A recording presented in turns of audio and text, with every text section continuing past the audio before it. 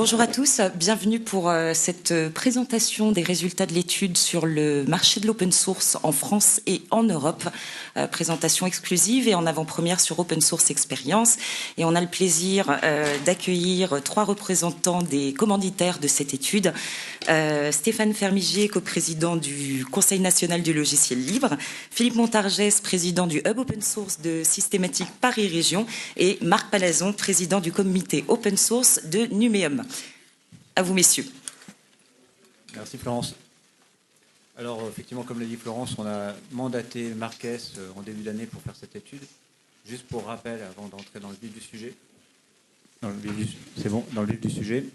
La dernière étude de cet ordre-là remontait à 2019, au dernier Paris Open Source Summit avant Covid, avant toutes les crises qu'on connaît actuellement.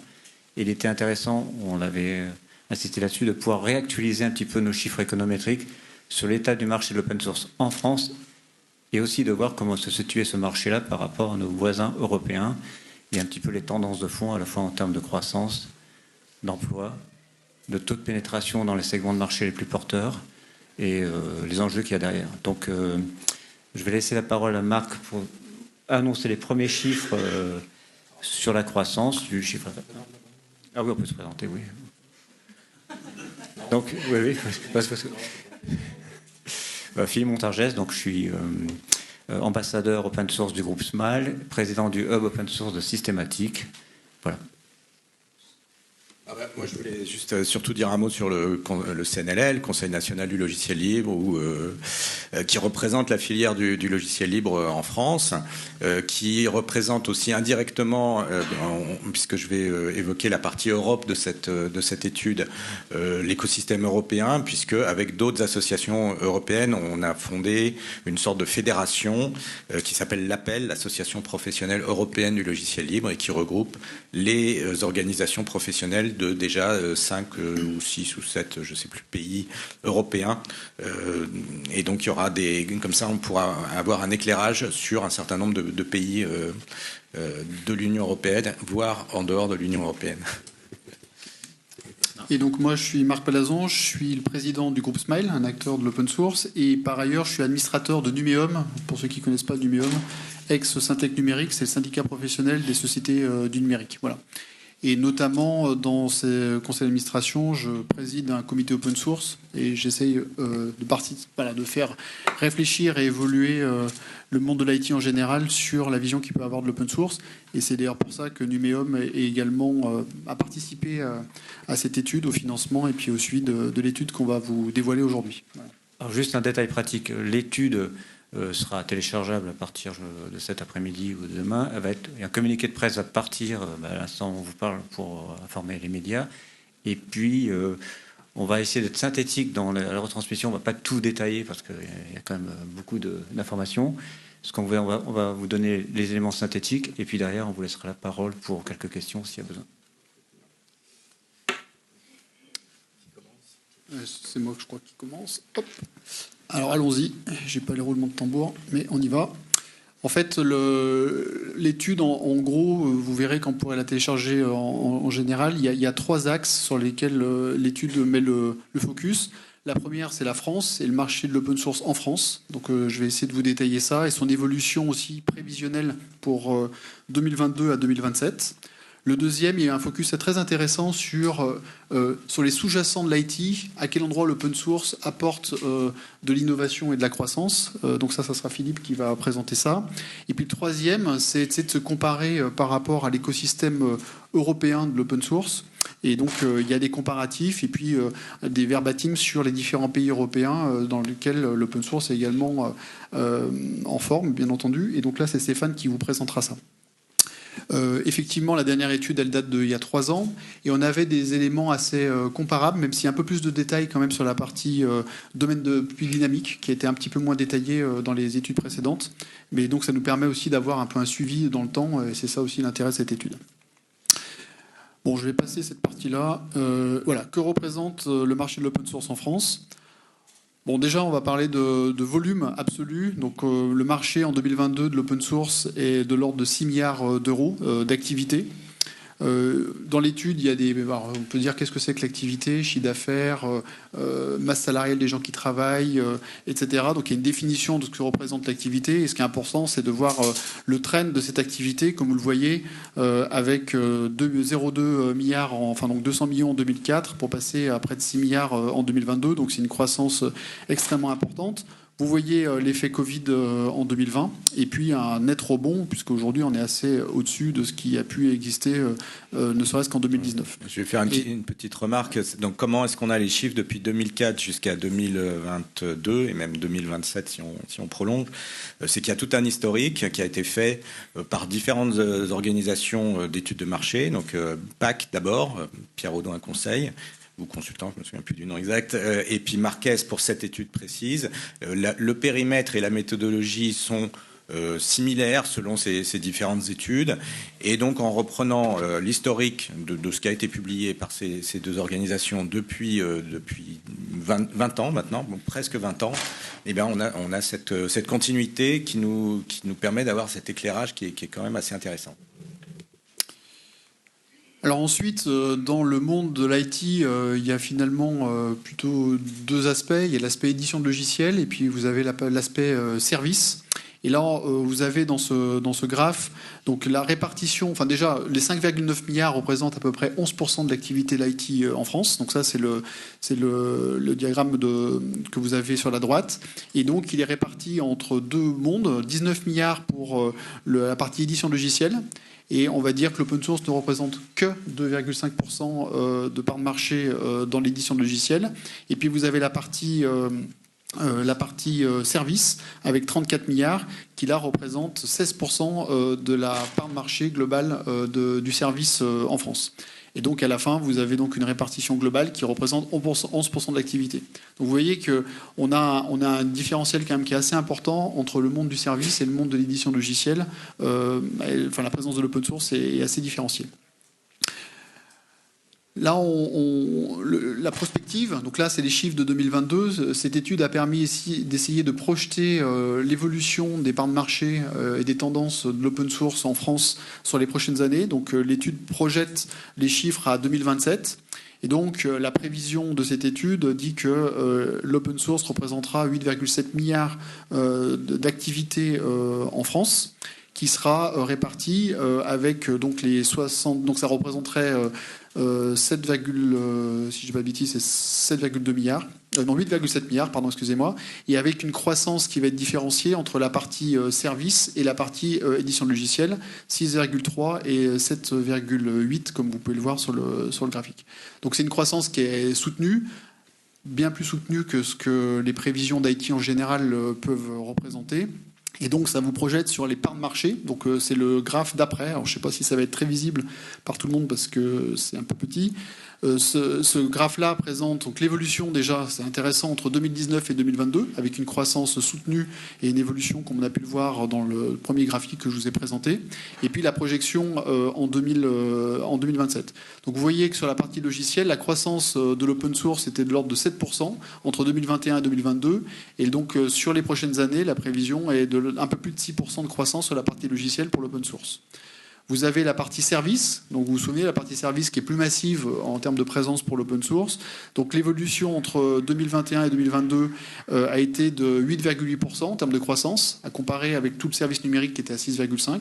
Et la projection pour les prochaines années jusqu'à 2027, c'est une croissance moyenne de l'ordre de 8% sur l'open source dans les services. Ce qui fait qu'au global, vous avez une croissance de 7,8%, donc proche de 8%, alors que les prévisions au global pour l'IT en général sont plutôt de l'ordre de 6%. Donc on voit que l'open source est en croissance. Enfin, déjà, le monde, de manière générale, l'IT est un domaine dans lequel il y a de la croissance, et on voit que l'open source continue à grignoter des parts de marché, que ce soit sur la partie édition logicielle et encore plus marqué sur la partie service, de part justement des dynamiques qu'on va pouvoir vous présenter, et des dynamiques qui sont assez particulières sur certains vecteurs. Là, c'est la projection. Bon, je ne sais pas si tu veux, je peux faire juste l'intro là-dessus. On a essayé, au-delà des services, de représenter où est la part de marché de l'open source dans différents verticaux. Donc vous en avez un qui est la partie logiciel applicatif on-premise. Donc on-premise, vous avez un logiciel, vous l'installez sur des serveurs et puis vous intégrez ces logiciels et ils sont hébergés. Aujourd'hui, en 2022, c'est 28% de l'activité, ce segment-là. Vous avez la partie logiciel d'infrastructure on-premise. Donc voilà, l'open source vient quand même du monde de l'infrastructure historiquement, Monsieur Linus, etc. Donc c'est une part qui est très importante, 43% de l'activité actuelle. Et puis vous avez quelque chose qui se développe, comme vous le savez, depuis déjà pas mal d'années, c'est la partie SaaS, qui aujourd'hui représente 29% de l'activité open source.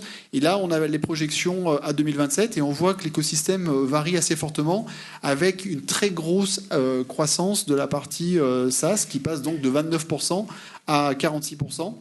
Et bien forcément, les autres laissent la place pour cela. La partie on-premise réduit très fortement, de 28% à 18%. Et puis la partie infrastructure est un petit peu grignotée également.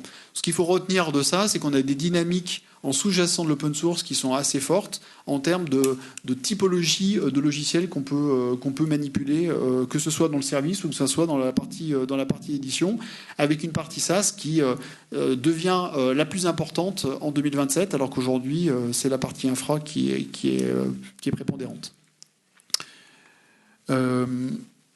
Vous avez également là un petit peu plus de détails. Oui. Donc c'est un zoom en fait sur. Moi je vais le passer. Celui-là vous pourrez le regarder en détail. Oui, mais c'est un. Regarder en détail, c'est en fait le détail de ce qu'on vient de se dire, décomposé un peu plus finement entre tout ce qui est EAS, PaaS, infogérance, par type d'activité. Donc on voit quand même que les services cloud prennent une part croissante. On voit que le cloud en fait, qui est la matrice de l'IT actuellement, percute un petit peu les modèles et que effectivement. C'est à la fois une opportunité pour l'open source de s'imposer plus fortement dans le SaaS, avec les problématiques qui sont ceux des éditeurs qui doivent s'adapter par rapport à ce modèle économique. Donc, c'est un enjeu fort, ce passage, ce basculement dans le SaaS. Et c'est un enjeu aussi fort pour les métiers d'infogéreur et d'hébergement, puisque effectivement, pareil, on voit qu'on est percuté par cette vague cloud qui bouge, qui fait bouger les frontières des différentes activités. Donc, c'est une opportunité pour le développement de l'open source, mais ça nécessite un changement dans les paradigmes de beaucoup de modèles économiques des entreprises qui sont dans le secteur.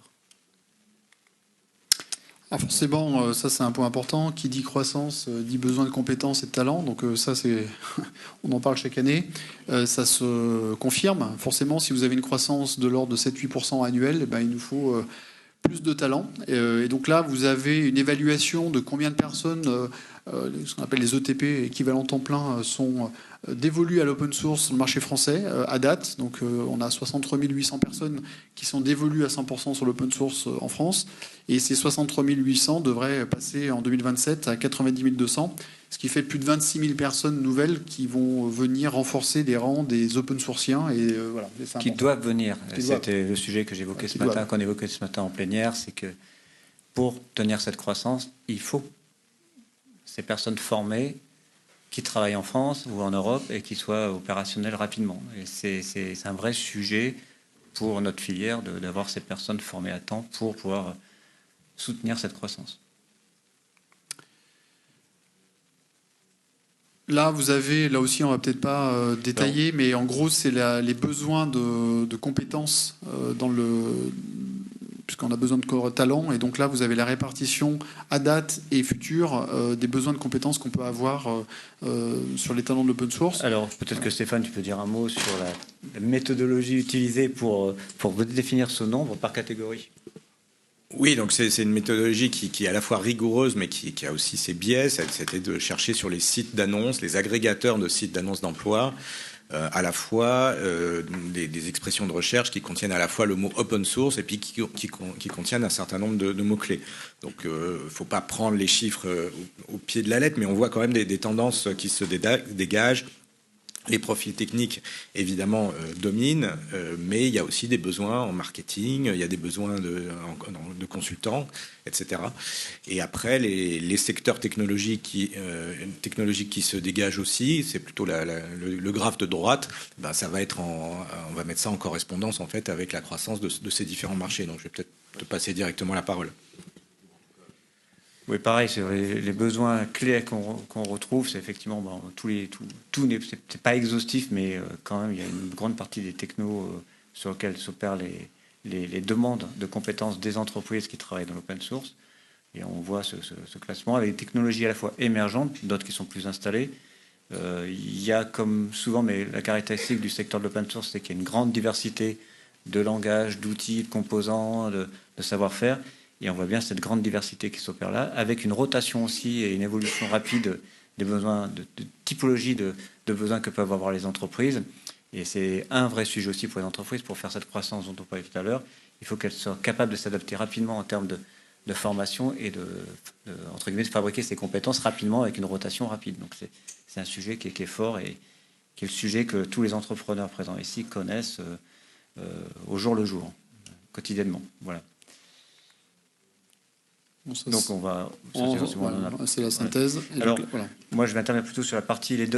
ça rejoint ce qu'on vient de se dire, il y a une cohérence par rapport à ça. Les moteurs de croissance pour les 5 ans qui viennent, effectivement, l'étude Marquez fait apparaître un petit peu les moteurs de croissance du secteur de l'open source pour les années à venir, qui sont, pour ceux qui sont un peu initiés sans surprise, mais qui sont quand même bien listés là. Il y a tout le domaine de la data et de l'IA qui est vraiment un secteur très très fort et dans lequel l'open source et les compétences en open source vont être fortes.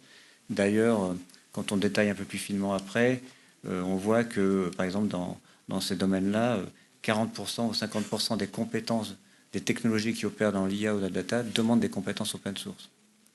C'est pareil pour tout ce qui est IoT, où là, on a une demande qui est forte et à venir.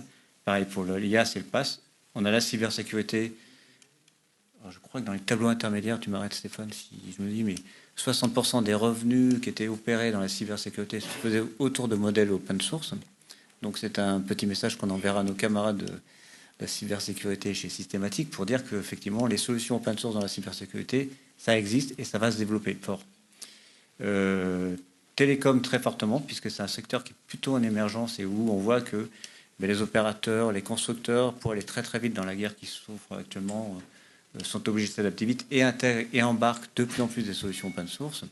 Et puis, on le voit complètement à gauche. Alors, le graphe, là, il fait sur la colonne de gauche, c'est effectivement la croissance attendue, le taux de croissance attendu. Et puis, sur la droite, c'est la part de l'open source dans ce secteur-là. Donc, on voit que le SaaS est encore pas fort, mais est en forte croissance. Et c'est un gros devenir pour les éditeurs que cette partie SaaS.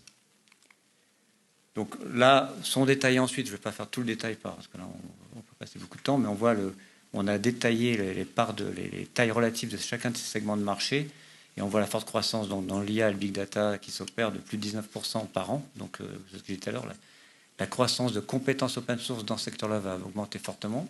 Ça, il faut les comparer avec les 8 dont j'ai parlé tout à l'heure. Donc, en fait, le sous-segment IA, Big Data, dans l'open source, c'est 20% versus 8% en général. Et on le sent tous dans nos modèles, le positionnement de nos entreprises, dans les besoins de grands utilisateurs, dans les besoins des clients, qu'effectivement, ce domaine de la donnée, du traitement de la donnée, de l'IA est un domaine depuis un certain temps en pleine expansion et qu'effectivement, les solutions open source, là-dedans, on prenne une part forte. Dans l'IoT, pareil. L'IoT embarqué et tout le edge, effectivement, c'est un secteur qui est en plein boom et qui va embarquer de plus en plus d'open source. Et donc là, on a une croissance qui est 18, c'est presque 20%. Donc pareil, c'est des croissances à 20% des besoins en open source dans ce segment de marché. Donc c'est pareil, c'est des secteurs qui sont très très forts. Il y a même type de croissance, même type de... C'est basé sur les solutions open source, même type de croissance de l'ordre de 20%. On cite à chaque fois, vous verrez dans on cite des entreprises référentes dans ce secteur-là qui embarquent effectivement des solutions open source. Ce n'est pas exhaustif, mais ça apparaît. Dans la cybersécurité, c'est ce que je disais tout à l'heure, on a aussi une croissance qui est forte des compétences open source attendues, de l'ordre de 15%. Et puis, dans les telcos, un peu plus faible, mais qui est en devenir. Le volume est encore plus faible dans les telcos, puisqu'on part de beaucoup plus loin. Mais il y a cette amorce-là. Voilà. Et dans le SaaS, on voit qu'effectivement, on va passer de 140, on va multiplier par 2 quasiment le volume d'activité qui est fait dans cette activité, essentiellement par les éditeurs open source. Voilà. Donc, juste pour une conclusion là-dessus, c'est que le SaaS devient majoritaire pour les éditeurs. La croissance de l'open source va être tirée par ces segments de marché. Et pour que cette croissance soit au rendez-vous, on l'a dit, il va falloir former vraiment. La plupart des ingénieurs qui vont sortir auront une connaissance ou pas de l'open source. Pour aller dans ces segments-là, il y aura une nécessité de formation complémentaire qui va être importante à opérer pour les entreprises. Et il va falloir qu'on trouve des solutions pour recruter le volume qu'il faut pour assurer cette croissance. Ouais. Maintenant, on va parler. Ouais, avec la clé, pardon. Voilà, donc au niveau européen, on a un chiffre que je vais un petit peu commenter, plus que les autres. C'est finalement les grandes masses avec les 3 grands pays qui dominent, je dirais, l'économie européenne, mais qui dominent aussi de ce fait en termes de marché, de taille de marché pour l'open source.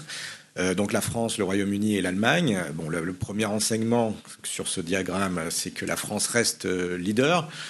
Le deuxième enseignement, c'est qu'on est leader, mais on est relativement proche quand même de ces deux autres pays. Alors après, on va voir dans un slide suivant qu'il y a des spécificités dans la façon dont les marchés se sont développés dans ces trois pays. Par ailleurs, l'étude a également fait ressortir des chiffres pour l'Europe. Alors malheureusement, on n'a pas toute l'Union européenne, on n'a que l'Europe de l'Ouest, mais qui représente quand même un poids économique prépondérant dans l'économie européenne. Donc l'Europe de l'Ouest représente 26 milliards d'euros de marché, de chiffre d'affaires pour l'open source. Alors le Royaume-Uni, est-ce qu'on le compte dedans, est-ce que on le compte pas? Ça c'est toujours voilà, tout dépend du point de vue qu'on peut avoir. C'est évident que l'Union européenne est quand même un cadre aussi où c'est intéressant d'avoir des chiffres. Donc on n'a pas les chiffres exacts, mais si on enlève le Royaume-Uni et qu'on extrapole, on va se retrouver avec 25 à 30 milliards d'euros sur l'ensemble de l'Europe si on intègre les pays de l'Europe de l'Est qui ne sont pas comptés. Voilà, pardon, c'est pas les bons. Alors après, donc vous avez les chiffres précis qui redisent ce que je viens de dire. Et après, on peut se poser la question, effectivement, quelles sont les spécificités de chacun des pays sur lesquels on est capable d'avoir un regard. Donc c'est des pays, évidemment, qui sont a priori les plus développés en termes de taille de marché et d'adoption de l'open source. La France, comme on l'a dit, est le leader. On a vu les chiffres en détail. On peut se poser les questions de quels sont les facteurs qui ont permis à la France d'être numéro 1 et de maintenir cette place encore jusqu'à présent et encore dans les prévisions. Probablement des politiques publiques plus ou moins incitatives, mais en tout cas, depuis 20 ans, il y a eu une série de décisions, d'encouragement, de lois, de règlements, de création de structures administratives qui ont encouragé l'adoption du logiciel libre au sein du secteur public et par effet de réseau, qui ont également permis cette adoption dans l'ensemble de l'économie, du secteur, et notamment du secteur privé.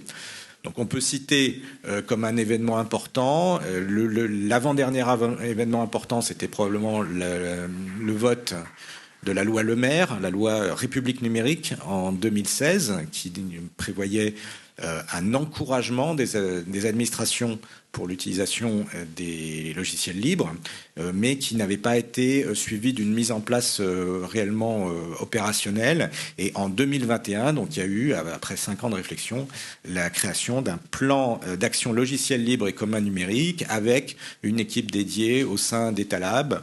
Et donc c'est peut-être un nouveau départ aussi, ou en tout cas une relance de cette dynamique de progression du logiciel libre dans l'administration française. Mais comme on va le voir sur les autres pays, la France n'est pas isolée dans cette approche. Donc l'Allemagne, qui est, de par sa puissance économique, aussi évidemment, et aussi les talents de ces entreprises, les talents de ces développeurs, un acteur du logiciel libre incontournable, n'avait pas jusqu'à un an ou deux de politique résolue sur l'incitation notamment du secteur public à utiliser du logiciel libre. Ça a changé avec l'arrivée de la nouvelle coalition au pouvoir il y a un an, si je ne m'abuse, avec un focus assez fort sur la souveraineté numérique et avec la mise en place de financements dédiés pour des projets, par exemple le projet du Sovereign Cloud, si je ne m'abuse, enfin en tout cas un projet de technologie pour un cloud souverain. Donc on peut passer peut-être à un pays suivant. Bon, le Royaume-Uni est évidemment un peu à part, notamment par rapport à l'Union européenne. Il y a eu des actions au niveau de certains gouvernements, y compris il y a déjà plus de 10-15 ans, mais elles restent limitées. Et ce n'est que maintenant qu'on sent que le secteur public va se tourner à nouveau vers le logiciel libre. Bon, par ailleurs, il y a un marché assurément d'open source au Royaume-Uni, mais c'est aussi un marché du fait des liens qu'il peut y avoir entre le Royaume-Uni et les États-Unis, qui est aussi un marché qui est dominé par des acteurs américains. Alors l'Italie, après on passe à des pays qui sont peut-être moins importants, mais qui est intéressant de regarder, qui sont souvent proches de chez nous. Et qui, comme je disais, enfin peut-être que je ne l'ai pas dit, mais j'ai évoqué l'APEL au début, l'Association professionnelle européenne du logiciel libre. Donc tous ces pays, ou presque, sont des pays dans lesquels on a identifié des associations nationales qui sont membres de l'APEL et qui sont capables de donner un regard local, d'avoir vraiment voilà, de donner leur propre analyse de la situation dans leur pays. Donc l'Italie, il y a eu des lois, mais des lois qui ont été relativement peu suivies des faits. Création d'agences, donc on retrouve un peu la même histoire dans chacun de ces pays, mais avec parfois des différences dans la façon dont la loi ou les décisions politiques sont réellement appliquées. Et c'est un peu tout l'enjeu d'arriver à faire en sorte que la démarche aille jusqu'au bout et ne soit pas arrêtée par des lourdeurs, des lenteurs, des inerties. Voilà, l'Espagne aussi, beaucoup d'initiatives à tous les niveaux de l'administration, mais pas forcément encore très coordonnées. Ouais, pardon. Ah oui, excusez-moi, j'ai deux écrans en même temps. La Finlande. Alors la Finlande, on a notre ami finlandais Timo qui est who's the representative of the Finnish Open Source Business Association. Donc c'est un pays de premier plan pour l'open source avec un effort important des administrations publiques, mais évidemment, comme la Finlande n'est pas un pays aussi important par sa taille que ceux qui étaient en début de classement, en termes de volume global, ça reste plus modeste. Voilà, et on a aussi le Portugal, qui est, par exemple, qui a été le premier pays européen à se doter d'une loi sur l'utilisation de l'open source dans les services publics, similaire, je dirais, par exemple, à la loi Le Maire en France, et avec des agences, etc. Donc on retrouve un peu les mêmes principes. Et puis finalement, toujours pareil, je m'en mêle les pinceaux, excusez-moi, mais l'Union européenne, qui, à l'exception évidemment du Royaume-Uni, est là aussi pour coordonner les politiques des différents États membres. Il y a eu des actions importantes. La déclaration de Strasbourg, par exemple, qui date de cette année, où l'ensemble des 27 ministres de la fonction publique, donc des États membres, plus la Commission européenne, se sont mis d'accord pour un texte qui encourage fortement à l'utilisation des logiciels libres au sein des administrations, en détaillant des mesures incitatives, des mesures aussi sur le recrutement, la formation, etc. etc. Donc, et au sein de l'informatique interne à la Commission, il y a aussi un plan qui a été publié en 2020 et qui est aussi extrêmement favorable au logiciel libre. Donc après, ce sont des plans qui se restreignent à l'administration. Donc l'administration a un rôle de locomotive, a un rôle d'exemple aussi, qui est important et qu'il faut souligner. Mais il manque peut-être aussi des politiques industrielles pour encourager le développement de notre filière. Ça va être un peu ma conclusion. Donc voilà, c'est ma conclusion. Ça me permet de rebondir sur ce dernier point, Stéphane, c'est que, comme tu l'as souligné, il faut l'open source s'européanise, donc devienne européen. Je pense qu'il est important aussi que l'open source devienne européenne avec des acteurs européens, des acteurs industriels, des fondations européennes. Et là, on peut citer, je pense que le travail que fait Marc, notamment pour Smile, effectivement, c'est de monter une entreprise soit d'ADN européenne, avec des entreprises européennes qui construisent un groupe européen d'open source. Mais je pense que ce travail-là est fait aussi par les fondations comme Eclipse ou comme OW2. Il faut qu'il soit renforcé, il faut que ces fondations soient soutenues parce qu'il est important que si on veut à terme avoir un open source européen qui puisse s'appuyer sur des composants, des socles technologiques qui soient maintenus, supportés, développés par ces types de fondations et de communautés technologiques. Donc, c'est là l'enjeu, c'est un des enjeux. Je sais pas, Marc, si tu veux rajouter un point sur la stratégie. Oui, tu as fait un bon teasing pour la conf qu'on va faire cet après-midi, donc je vous invite tous, si vous voulez en parler, un peu d'Europe. Ce qui est sûr, c'est qu'il y a des mouvements, enfin on voit déjà que c'est pas toujours que la France est en avance de phase sur certains marchés, et depuis des années, c'est le cas, et on maintient le cap. On voit également que, comme tu l'as dit Stéphane, des acteurs, enfin les pays européens suivent le pas et sont aussi très férus d'open source. Moi, je dirais aussi que on a eu quand même les élections de Trump et puis le Covid qui ont fait aussi une volonté au niveau européen d'avoir un particularisme, une certaine liberté, et je pense que c'est l'open source peut apporter, alors peut-être pas tout, mais en tout cas une vraie solution.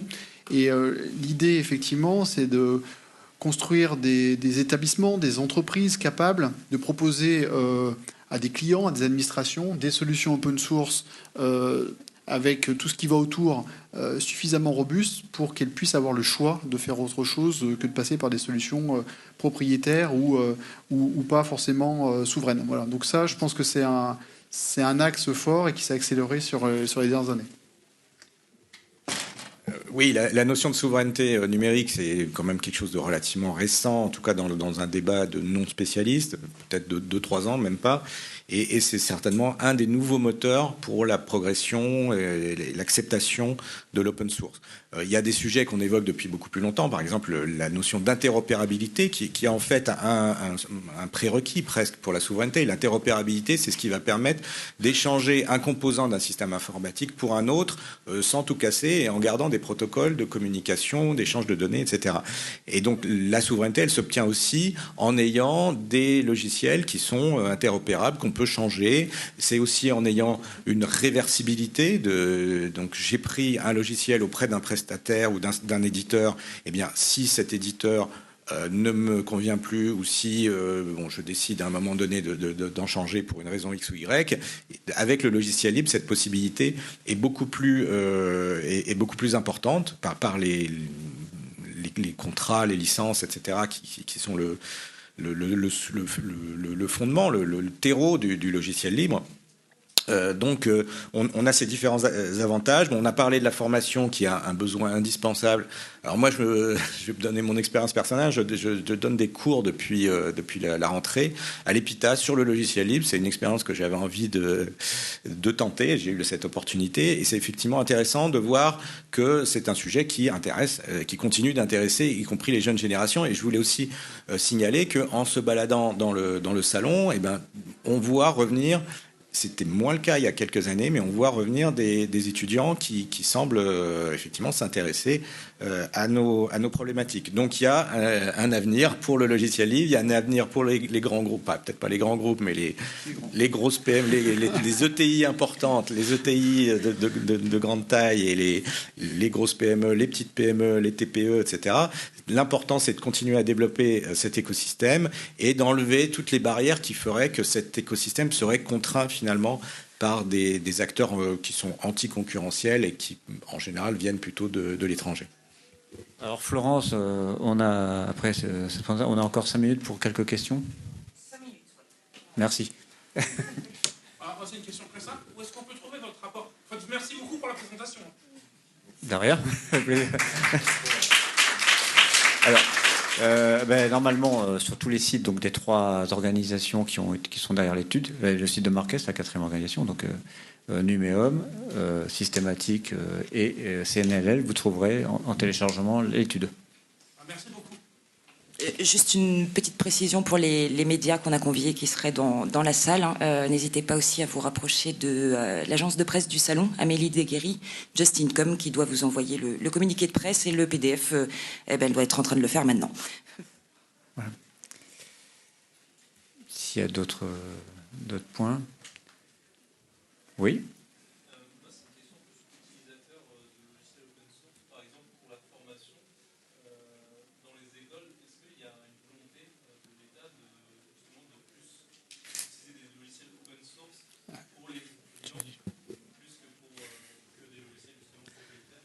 Alors, déjà, les écoles, elles dépendent pas toutes de l'État, hein. Il y a des écoles publiques, surtout dans les écoles d'ingénieurs, il y a des écoles publiques et des écoles qui dépendent de la chambre de commerce, par exemple, ou des écoles privées.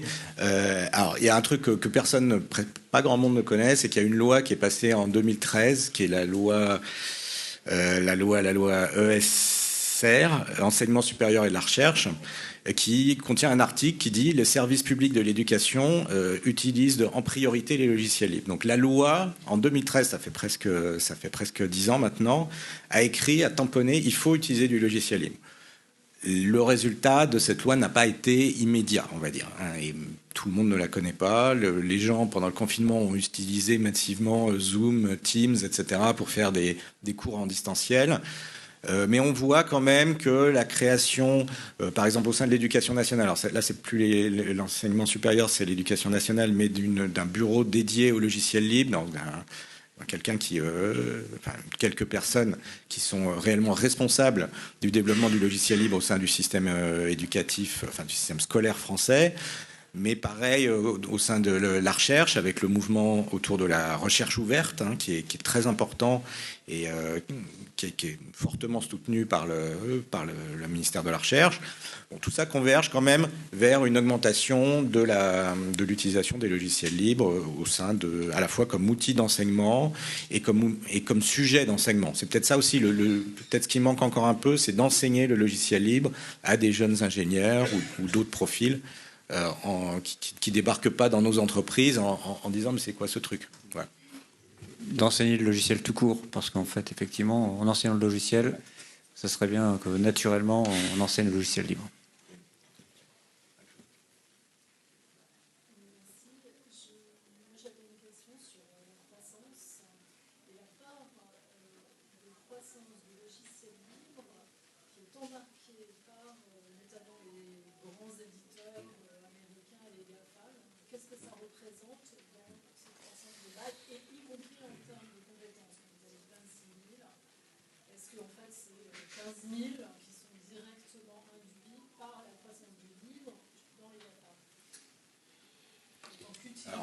Notre étude, effectivement, on est sur des sujets qui sont extrêmement difficiles à quantifier.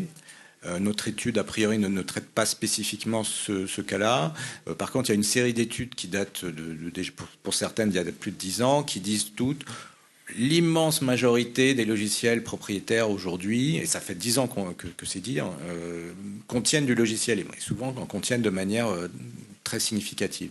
Donc finalement, l'open source ou le logiciel libre, c'est devenu des briques fondamentales sur lesquelles toute la valeur ajoutée de l'édition logicielle se fait. Mais ça reste difficile à quantifier, effectivement. Et en termes d'emploi, il y a aussi cette idée d'une étude de la Commission européenne qui est parue l'an dernier et qui dit que pour un emploi créé, 1 euro investi dans le logiciel libre, on a entre 4 et 10 euros de retour sur investissement en termes de PIB, d'emploi, etc., etc. Donc il y a un effet d'entraînement qu'il ne faut pas négliger non plus.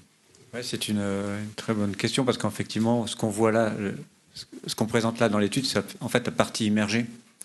Et la partie immergée des revenus qui sont générés par l'open source. Et effectivement, ça dessert un peu notre filière, parce qu'on est embarqué dans beaucoup de solutions. Et ça le dessert aussi parce que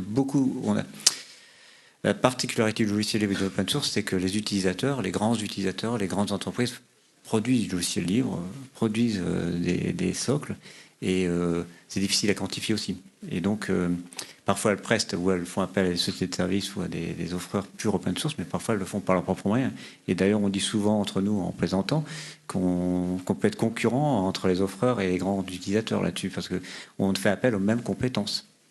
Donc, l'étude, là, telle qu'on la voit, les 6 milliards, en fait, pour moi, c'est une partie immergée de ce que représente effectivement l'open source.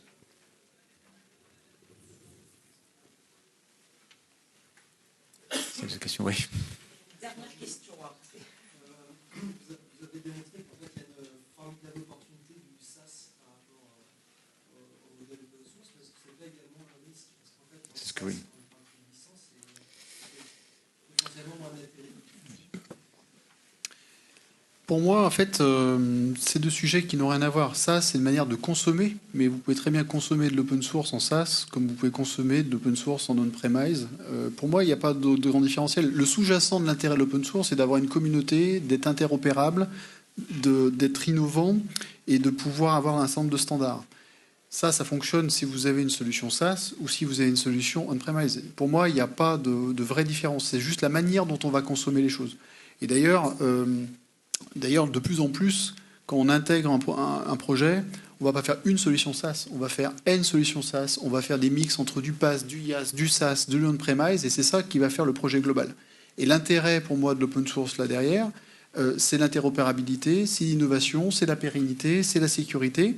Et que ce soit, entre guillemets, commercialisé par le software vendor, enfin par l'éditeur en mode SaaS ou en mode on-premise, finalement, l'open source sera toujours utile dans le sujet. Et pour rebondir sur la partie GAFAM, à partir du moment où les GAFAM vont intégrer des composants logiciels open source dans leur offre, l'open source va se développer. Je dirais que c'est un virus positif, l'open source. Donc en fait, si on va dans les GAFAM et que l'open source se déploie et innove, tant mieux. Tant mieux. Par contre, il faudra bien s'en souvenir et savoir que quand on manipule des outils, il y a une grosse partie d'open source au quotidien. Donc pour moi, il ne faut pas opposer le mode SaaS et le mode open source. C'est deux sujets finalement qui sont séparés. D'ailleurs, en notre teasing, je vous invite à assister à la plénière d'ouverture de la thématique Tech et Solutions par Yann Léchel, qui portera notamment sur cette monétisation dans le cadre du SaaS, de toutes les technos open source. Donc, c'est un sujet qui est vraiment d'actualité et qui se pose à la fois aux éditeurs, aux intégrateurs et aux clients. Donc voilà. C'est bon ? Oui, je suis désolée, mais... Merci beaucoup. On vous remercie. Merci beaucoup. Merci. Au revoir. Je vous invite à peut-être prendre une petite pause, mais à rester dans la salle pour la remise des prix des acteurs du libre du CNLL. Comme